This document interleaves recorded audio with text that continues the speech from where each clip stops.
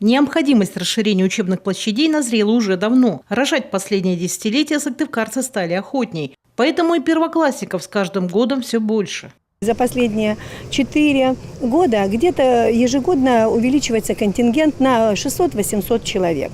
В том числе, конечно же, увеличивается количество первоклассников, а соответственно учащихся первых-четвертых классов.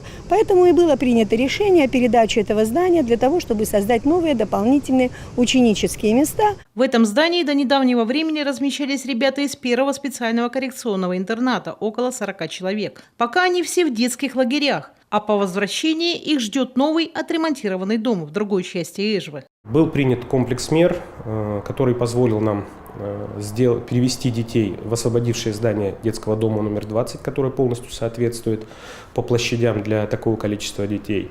Ну а на месте специального коррекционного детского дома проводится капитальный ремонт для открытия начальной школы, для средней общеобразовательной школы номер 30 Эжвинского района города Сыктывкара. Сейчас в освободившемся здании работы идут полным ходом. Первым делом сооружают новую добротную крышу. Попутно делают полную перепланировку, сносят перегородки. Затем будут менять коммуникации, сантехнику и систему электроснабжения под нужды новых обитателей. Там будет с 1 по 3 класс начальное звено обучаться, 250 человек.